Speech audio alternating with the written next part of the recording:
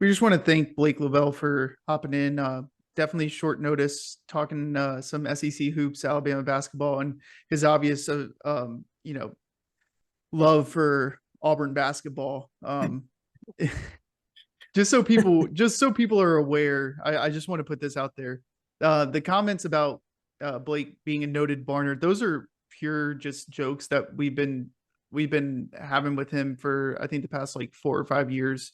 And in no way do I actually don't even know what team Blake roots for because he's never told me. So or roots for, or maybe has like a, you know, kind of a pull towards. But either way, Blake's a great resource, and some of the stats he puts out are stats for framing purposes, as far as just trying to get to level set, just like what we do. It's just not coming from a Alabama podcast or Alabama point of view. So cut him some slack and give him a break a little bit on some of the stuff he puts out there. But But if he isn't all like you said, maybe it's a joke for 4 or 5 years, but that is probably some of the longest tenured Auburn basketball fans being 4 or 5 years. But, that's true. which I look, I don't like Auburn.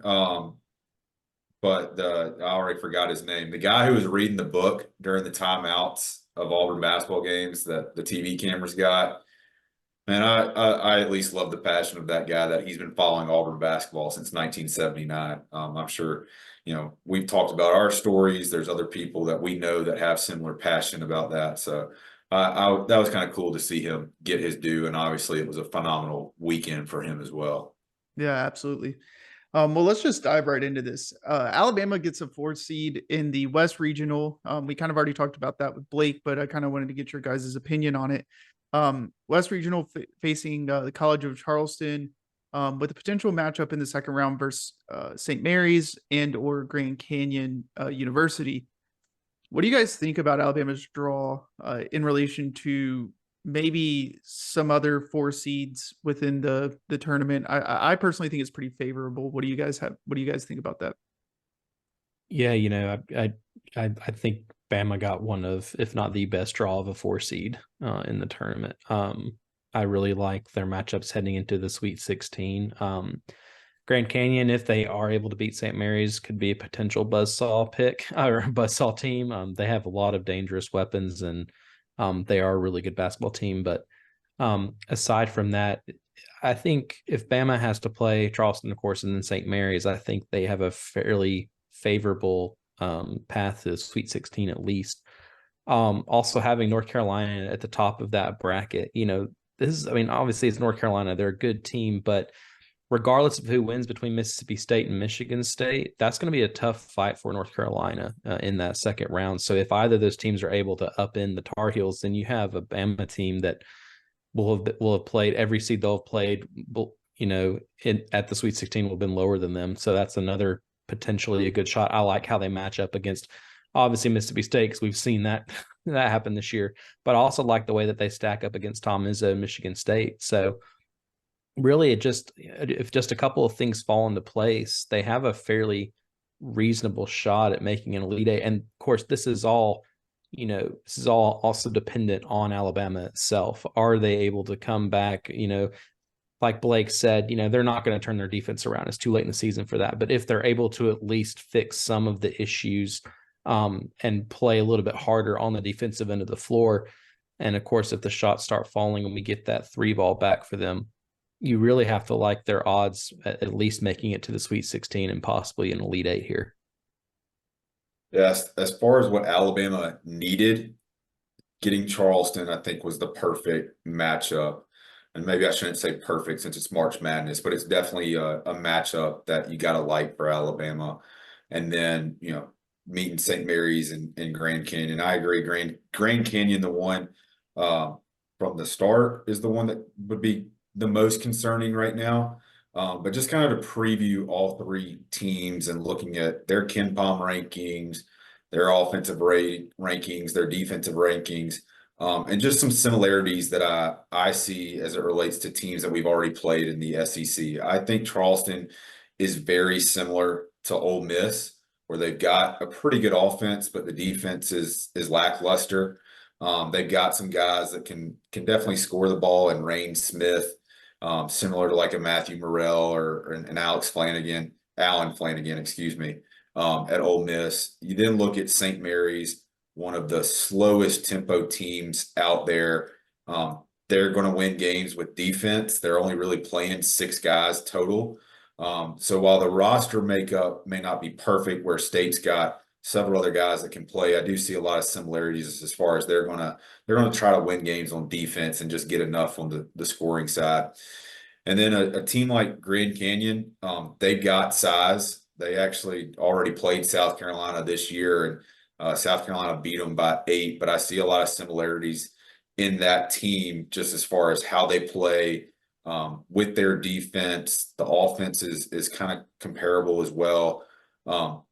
One of the things that I do feel like is interesting, just as an Alabama fan, and looking at all of our losses this year and just how, some of those have shaken out, we have not lost to a team with a Ken Pom offense of rating that is higher than 40. Make sure I said that correctly. All the teams that we've lost to have been rated Ken Pom 40 or better. None of these teams that we would play either in the first round or the second round are rated that highly as it relates to Ken Pom offense. So really got to like that. In the SEC slate, we were also losing to teams that not only have good offenses, but were playing at a high tempo. So when we played our tempo, it wasn't really a shock to them. They could continue to be efficient with that type of pace. None of these teams that we are really playing play that type of tempo. So there's a lot of things that I feel like really match up well for Alabama, just from an analytical standpoint of where we found success against teams. And we know what we've done against mid-majors and low majors in the non-conference. But just as far as who you're facing in the first round and who you could potentially see in the second round, I really like Alabama's path to potentially make it to the second weekend. Yeah, and I think we've used the term mid-major merchants for Alabama in relation to this season. And a lot of people have taken a liking to compare this team to the 2022 team. I think this team's actually the exact opposite, where the 2022 team beat teams that maybe they shouldn't have beaten. They beat Houston, they beat Baylor. I think was that Gonzaga year 2 that they Yes. that they beat Gonzaga? They beat so 3 of the year's previous Final Four teams, I believe. It was those 3, I think. And then they lose to teams like a Georgia, who was winless in the SEC. Teams like that, and I think they lost to Missouri as well. Before that was the year before they hired Dennis Gates. Whereas this team hasn't really beaten they beat Auburn, right? And Auburn's a very, very good team. But outside of that, Alabama hasn't really knocked off 1 or 2 of those very good opponents that we've come accustomed to seeing, through the years. But they haven't lost to a team outside the Power 5. I think Ohio State's the lowest team, like Ken Pom rating wise, that they've lost to, or net ranking wise that they lost to, and they're 55th last I checked in the net. Like, that's a quality opponent. So for Alabama, I think that you have to be at least excited somewhat about the matchups. And Oates, I was looking at Twitter because he was on Hey Coach, and he basically said that. He said he likes the matchup in regards to Charleston. This isn't a team that he, again, doesn't think is going to slow down and turn it into a grinded out game. That's not what they've done all year. Well, just like Charles said, Alabama's struggled with teams that are playing with pace, not necessarily teams that do slow it down. I think for Alabama offensively, if you slow down the game and allow Alabama to run sets and run their offense successfully, that's when you kind of get into maybe a potential problem, because all it takes is Alabama to just do what they've done all season, which is run an effective offense, and you have 1 or 2 stops and boom, you're out of the game because you're slowing it down so much. So that's not me saying that Alabama's going to get to the Sweet 16. In my current bracket, I have Alabama in the Sweet 16 losing to UNC. But if you're Alabama, you got to like the matchup and the draw that you have. And I think we talked about that with Blake. So Yeah, one of the things I pushed back with what, Blake was using February 21st, which was the first game against Florida in Tuscaloosa, which we have not played good basketball since then. One of the numbers he was talking about was our 3-point percentage shooting being about 28.9%. And we've talked about it. Florida did a phenomenal job in all 3 games not helping off shooters. They were not going to give us clean looks from the 3-point line. Calipari said the exact same thing in his post-game conference after we played Kentucky. Tennessee is a top 3 KenPom defense. The other 2 games, Ole Miss, we hit 15 3-pointers, and Arkansas, while their numbers have not been great, we know Arkansas still has talent and has length, and they just didn't put it together this year. So when we look at some of those stats, and to Blake's credit, or what he said, like, stats don't tell the full picture. Charleston is not built like a Florida or a Kentucky from a length standpoint, from a roster standpoint.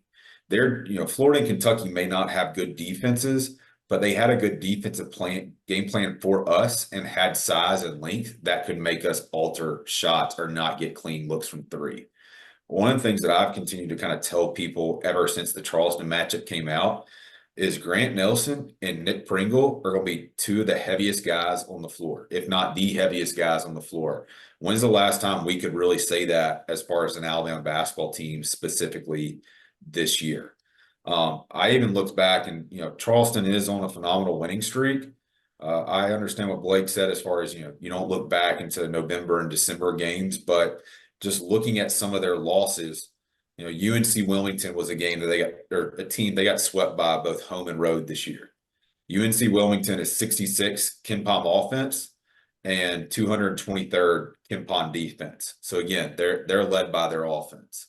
Florida Atlantic, who they lost to earlier in the year, 16th in KenPom offense, 109th in KenPom defense. Again, led by their offense.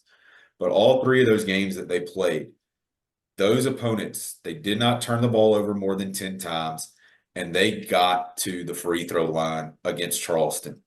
Charleston as a team averages shooting 17.5 free throws a game. We average making almost 18 free throws a game.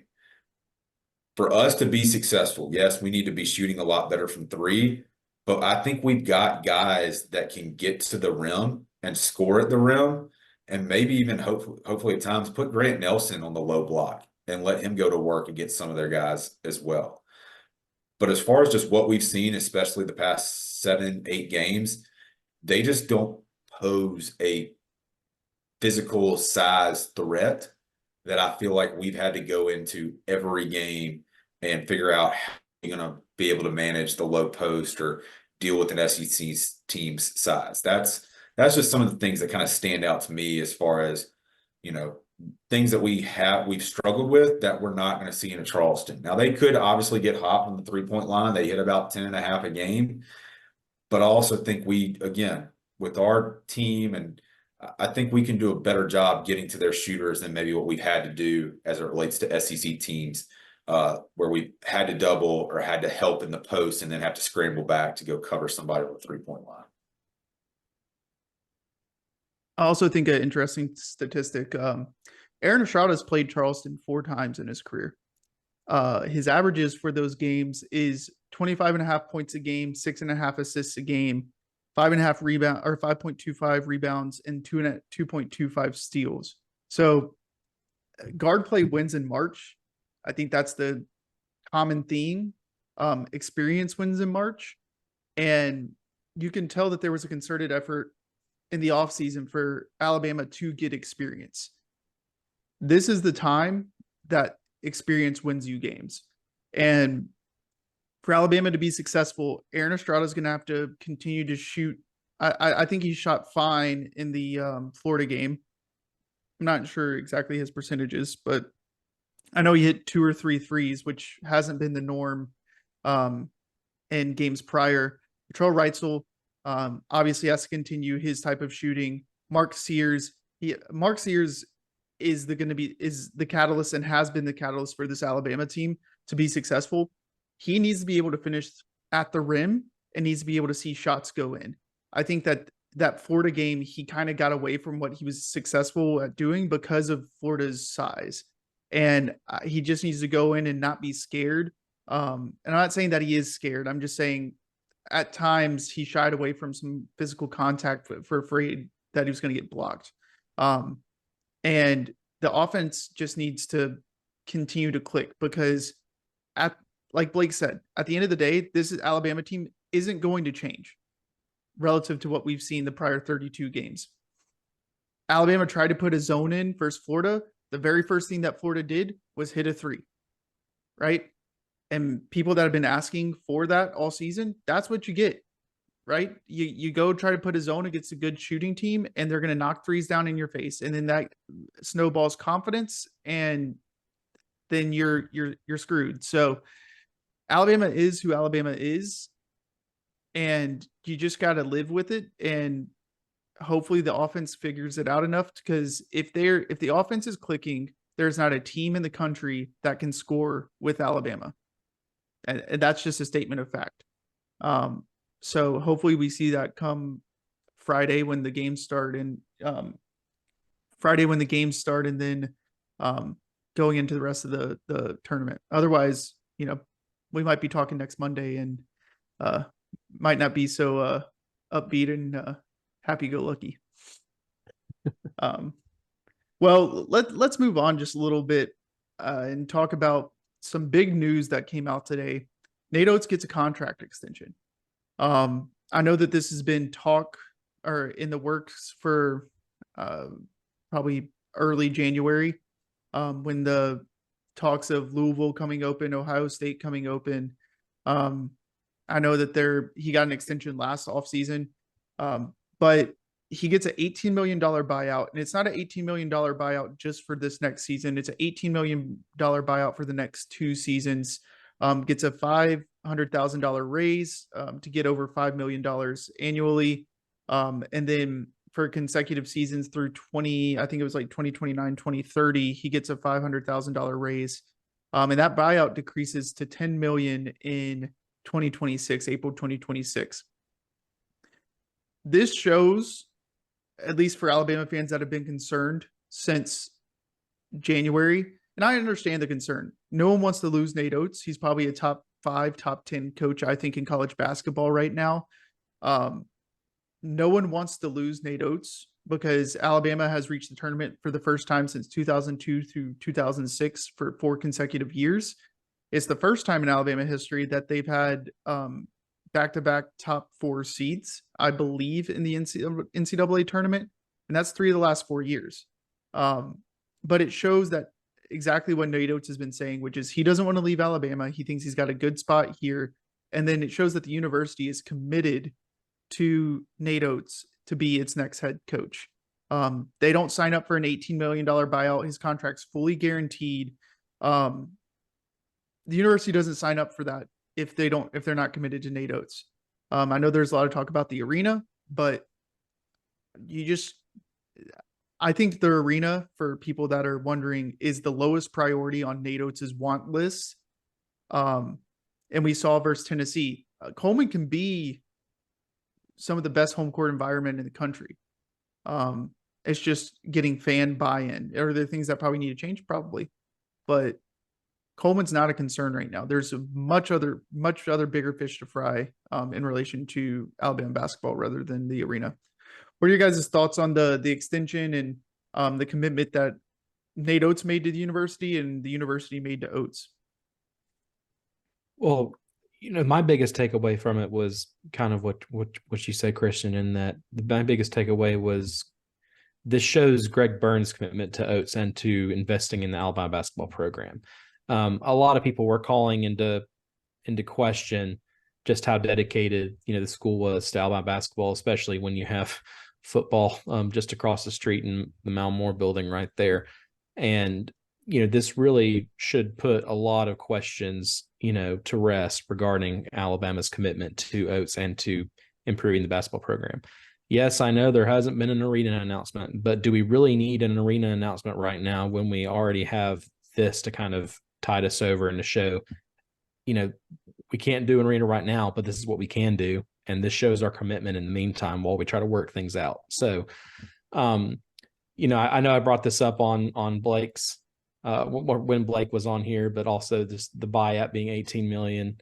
I never thought I would ever see a day where it would be more than a football coach at Alabama, but that just, you know, hammers the point home that not just Alabama, but Byrne is committed to this program. And that's exactly what, if you're an Alabama fan that woke up this morning, you know, still worried about Oates's, you know, if he was secure in Tuscaloosa, then this should go a long way to making you feel a lot better and sleep a lot better, at least for the next couple of years. That's for sure. I think that's the perfect way to explain it, as far as there's so much within this that you can just read between the lines as far as the financial commitments that are being made by both parties. Obviously, from Coach Oates' standpoint, he wants to continue to build this program, and for him to commit to an $18 million buyout for the next 2 years, and then still even only dropping to 10 million, which I know when y'all talked to Kevin, he talked about how that's astronomically high. And there's only a few amount of programs that could even pay something like that if they wanted that type of basketball coach. So he's making that commitment because he knows Alabama can be a winner. And whether it's the arena, whether it's NIL, whether it's practice facilities, whatever it is, I've got to believe Nate Oates has gotten enough information that the appropriate financial commitments are being made to the basketball program. Certain parts of the fan base may only look at a shiny new arena, and that's all they care about. But at the end of the day, the people that are making those decisions as it relates to Alabama basketball and where funds need to go to seem to be on the same page with each other and seem to be in lockstep with each other.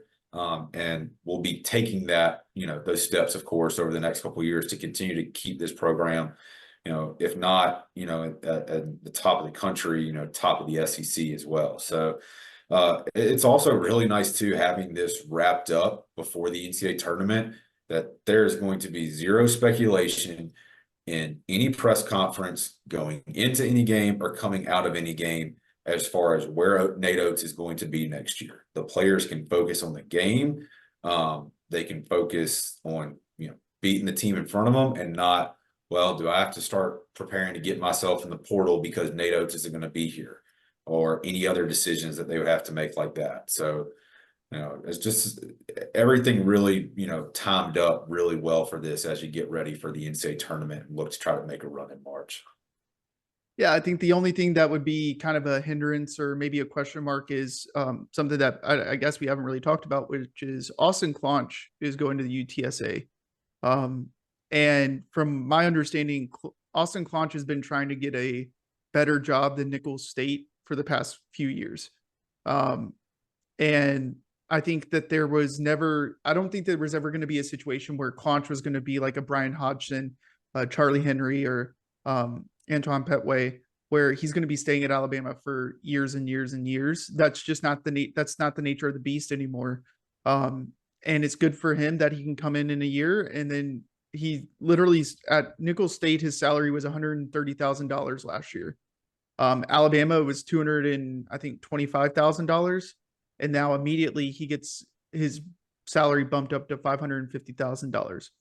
For Alabama, not going to be able to pay that. Preston Murphy has a $450,000 salary this year. That's the highest in Alabama history for an Alabama basketball assistant coach.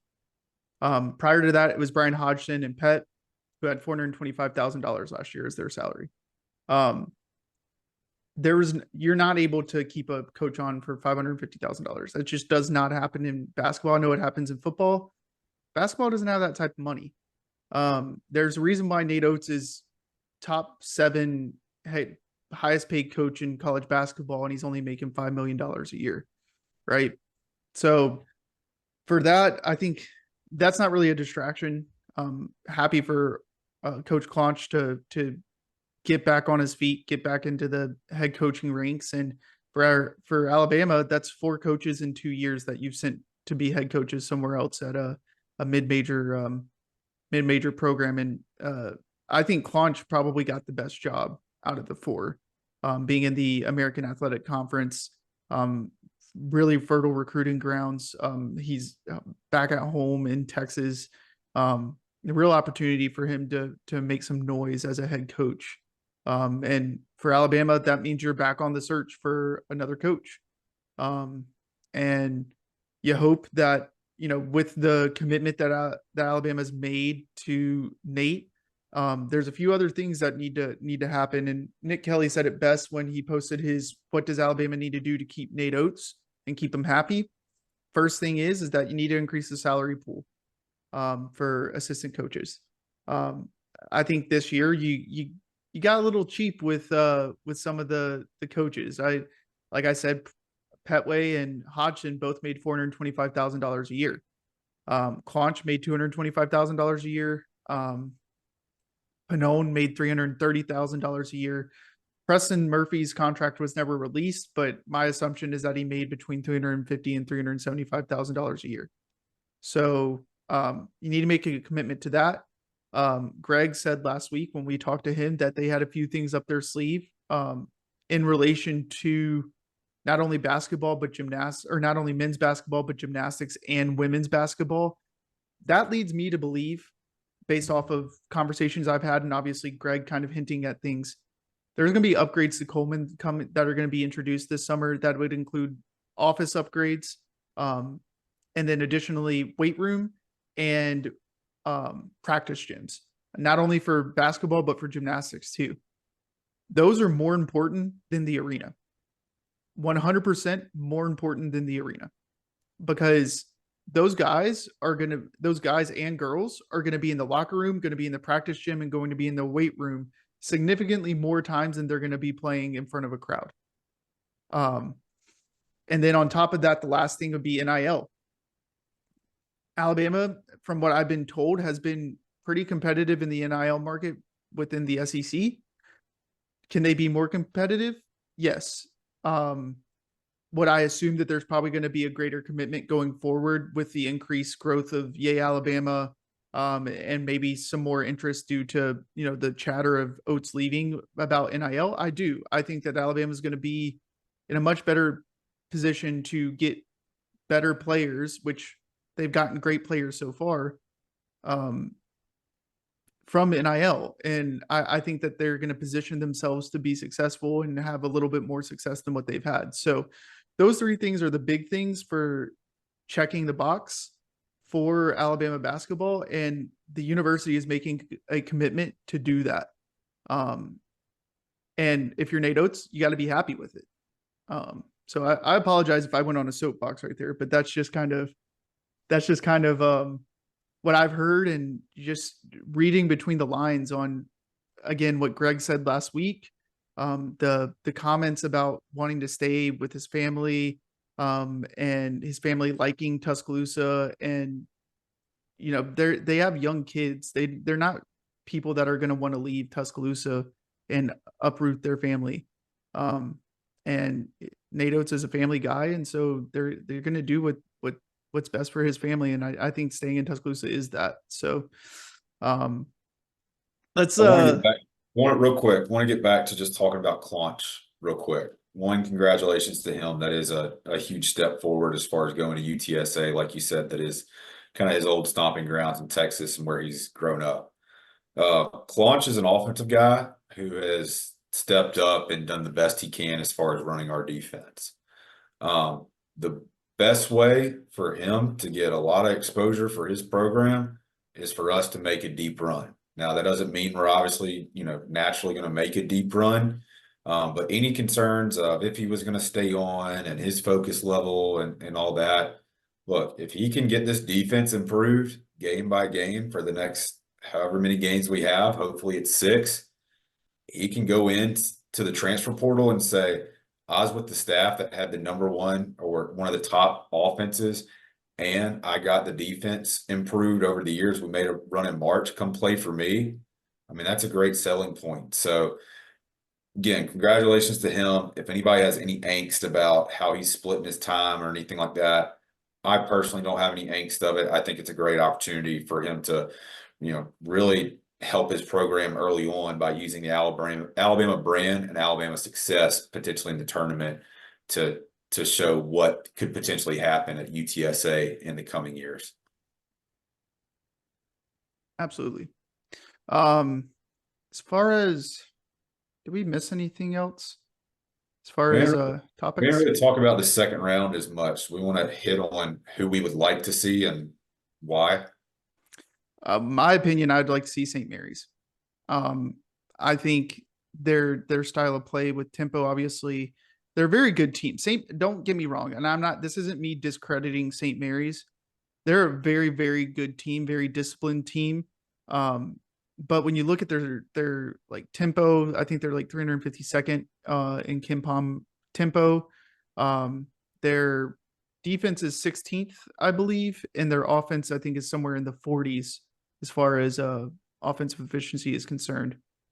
Like Charles said, we've struggled with teams that have really good offenses because, to be frank, Alabama's defense isn't that good, and that's just where we're gonna live now. But I think that the Grand Canyon matchup, they have a lot of athleticism and a lot of players that can really pose a lot of problems.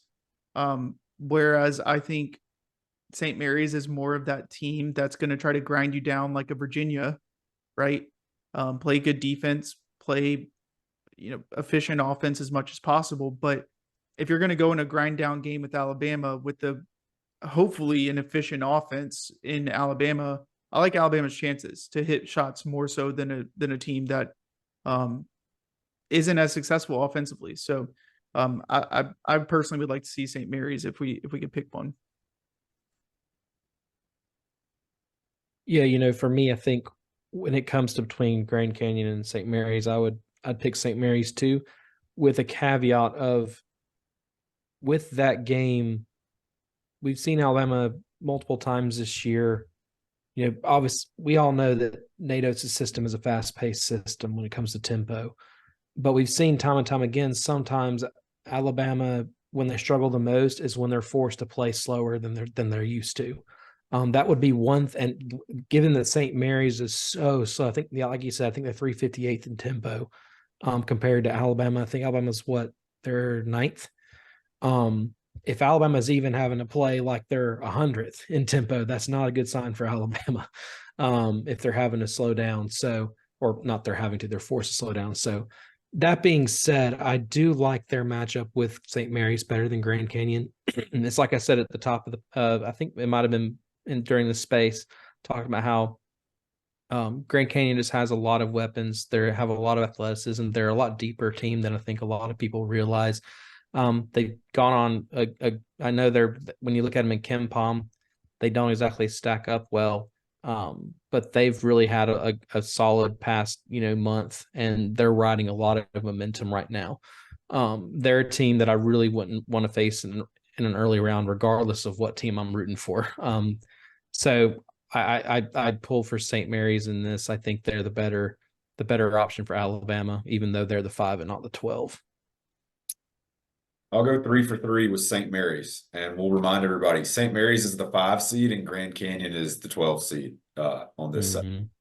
Part of my reasoning for St. Mary's, they were 9-6 in out of conference play. They really, took care of business in the West Coast Conference this year. They only had one loss at home to Gonzaga. They beat Gonzaga there and then beat them again in the West Coast Conference championship game. The West Coast Conference, while it was the 11th best conference in college basketball, it's the weakest it's been since 2018. So it's not like, in my opinion, that they were probably getting tested every night like some teams in the past in the West Coast Conference, or a team like Alabama was getting tested every night having played in the SEC. In addition to that, they're only playing 6-7 guys now on their team. That's probably part of the reason why they have to play at such a slow tempo. So knowing a team like us that if we can play fast, and I agree, Joey, playing 100 is not probably what we would want if you were rating a, KenPom game or how it would kind of come out. But even at 100, can they, play that fast and still be the 45th best efficient offensive team? And And that playing, the second game in 3 days. They only hit about 7.5 threes per game. Now, again, part of that's tempo and less possessions. They only make, they only make 11.5 free throws per game. They only shoot maybe 16.5, 17. And I talked about what we make relative to Charleston, where we, make almost 18 free throws a game. So it's one of those games where if it's being called tight both ways, they're going to have to get into their bench and play guys minutes that they typically have not played before. So that's why I prefer St. Mary's. I do think Grand Canyon poses more issues as it relates to size. Obviously, I talked about how I thought they were similar to South Carolina, and South Carolina is a team that has beaten Grand Canyon this year. But one of the things that did stick out to me as Grand Canyon is they're a team that has averages about 12 assists a game and also averages about 12 turnovers a game. To me, when I look at that, one of the things that we've struggled with on the defensive side, everything, of course, but when a team's only having 12 assists, that means you're getting a little bit more one-on-one play. So I feel like we've really struggled against teams that, like a Florida that's got 4 or 5 options, or a Tennessee or a Kentucky. Grand Canyon's got about 2 or 3 options. So I feel like we could play better individual defense against them and not have to be tested and getting in scramble situations, should ball movement get really, really hot. As well as with the turnovers, look, we want to get out and run. We've kind of struggled a little bit on fast break points. If we can turn them over and be live ball turnovers, that's obviously a huge benefit for us too. So regardless of who it is, I see positives on both sides. But I do think St. Mary's is the team I would prefer to see, just because of their roster limitations, and that if we get on any type of run, I think Evan Maya calls it kill shot runs, a 10-0 run or something like that. Even though they're the 16th most efficient defense, I feel like we have an ability to do something like that against St. Mary's and put the game away than a team like Grand Canyon, where we could go on a 10-0 run and they could answer it right back. So either way, I like both of our matchups, and I really like our chances to get to the second weekend. If we don't get there, we don't get there, but I like our chances against Charleston and whoever we match up and potentially in the second round.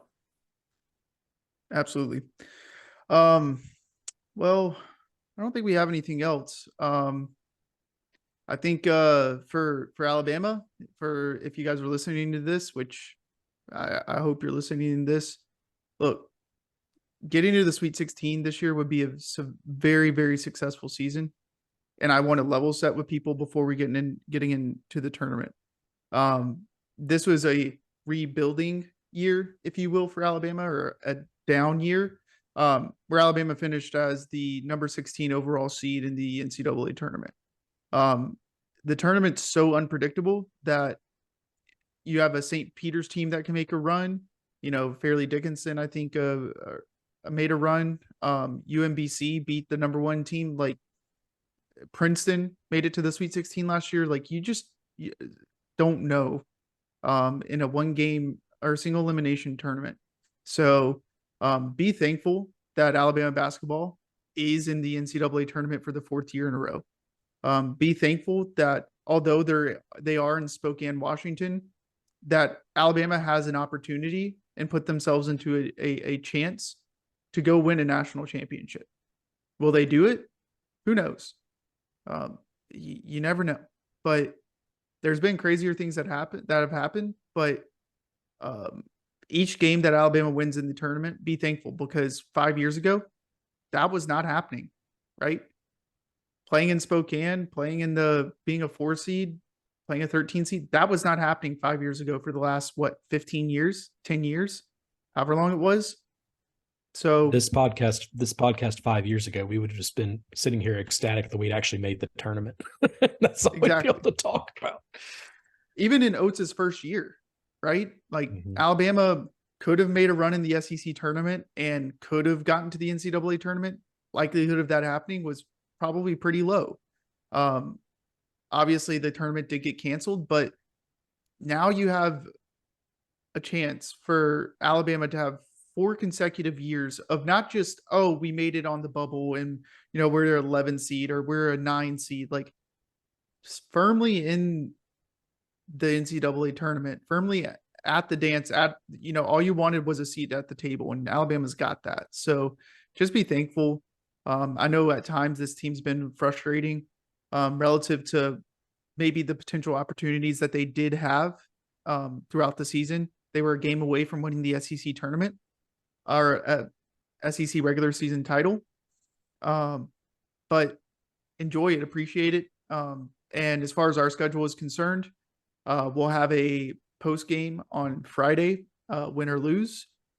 Fortunately, we're not the 10 p.m. game because otherwise I would be sleeping. We're 7:35 Eastern. And then hopefully Sunday, if we do win, then we're not the late game on that one either. So we'll have post game coverage on both of those games or one of those games if we do end up losing in the first round. And then we'll have a podcast out next week, regardless of result, either recapping the season or previewing the Sweet 16 matchup. So with that, I think we're good to wrap up. Roll Tide, and we'll talk again on Friday. Roll Tide.